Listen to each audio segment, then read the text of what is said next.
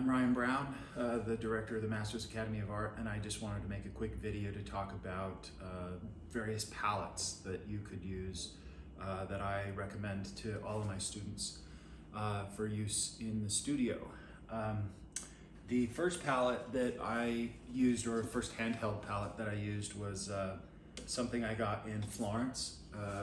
It's counterweighted back here, and it has a nice shape to it. And palettes, generally speaking, should be, especially these wooden ones. I really like the wooden ones because it's just like a really nice piece of furniture, and it just gets better over time the more you use it. You can see with this palette that I used as a student in Florence, it develops this really beautiful patina on it over time, and just gets better and better with age. So this is a great palette, but what I noticed with this one is the placement for the thumb hole as you hold it is it's a little too close to the body, and so it puts just this little twist in your wrist that over time can really cause a lot of problems. I know there's been a lot of artists that develop carpal tunnel, and so I just think that it's not an ideal palette. It was good for me as a student, but there's better palettes being made now, and the ones that I think are absolutely the best are made by New Wave Arts, and they have a bunch of variations for palettes, and I just wanted to show a couple. They're beautifully counterweighted naturally. They don't have to have this counterweight on the back because the design of them is so well balanced. And the nice thing about it is they've moved the thumb hole up a little bit, and so and they have these nice cutouts for the shape of your body. This is where your arm would go, and they just sit against your body nicely. They don't put that little twist in your wrist. It's just perfectly designed, and you could hold this all day, and you wouldn't feel it at all at the end of the day.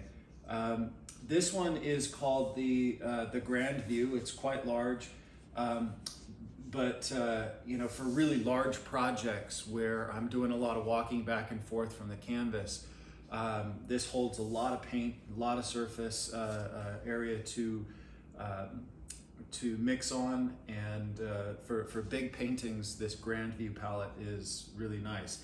They also, at New Wave, they put this brilliant finish on it, some wizardry that they've concocted. I don't know, some magic potion that is just an amazing finish on their palettes, which again means that the more you use it, the nicer it gets. So that's the Grand View. I have all their larger palettes. This is the Academian. Has this square portion out here.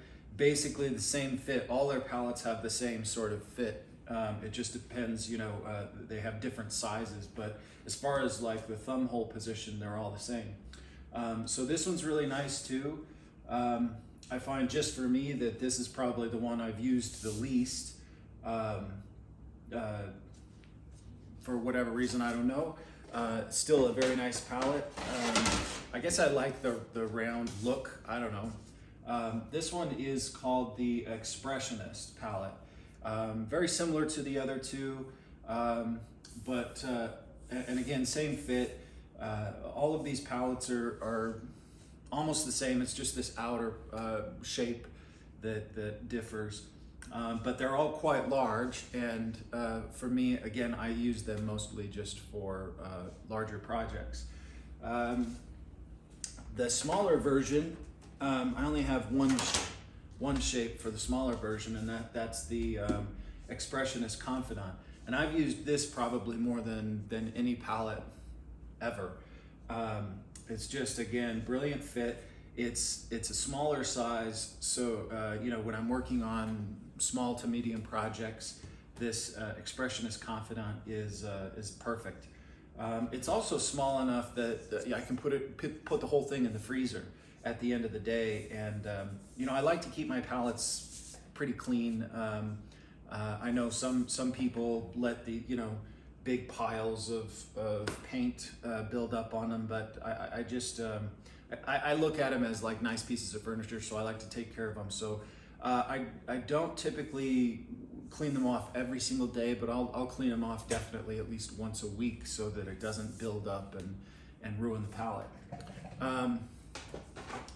Then one nice thing is New Wave just came out with this new finish, which is like a transparent gray finish over their maple palette.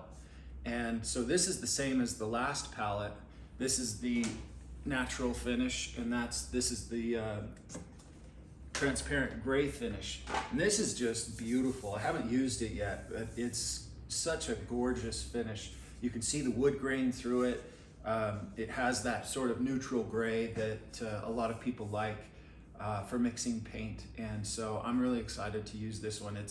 It's almost too pretty to use, but it's like a really, really beautifully finished piece of furniture. So I'm excited to use that though. Same thing, you know, has this cutout for your arm, and it just fits against your body really beautifully. Then they have these table palettes. Again, I use two of these. I have one that I'm using right now in the natural finish. This is about 16 by 20. And because, you know, I have this table here that I paint with, or, you know, I use as to keep a bunch of painting materials on. It's right next to my easel. Oftentimes I'll just use this tabletop palette, because again, I can put this in the freezer at the end of the day and clean it off once a week at the end of the week. But this larger one is nice for larger projects, and I just got this 12 by 16, which is also, you know, beautiful. And I'll probably actually shift from using this larger tabletop easel to this smaller one, because I think as far as surface quality goes, I can get as much paint on that as I need to. Even for probably larger projects, I think this 12 by 16 will be big enough for me. But again, that finish is so gorgeous. I love it. So if you're looking for an artist palette and, you know, wondering, you know, which one might be best for you, in terms of finish, in terms of fit, in terms of being lightweight and quality of craftsmanship, I think my recommendation is the New Wave palettes for any artist, beginner or advanced. So check them out at newwavearts.com, and I think you'll be very happy with that palette, with any palette that you choose from them.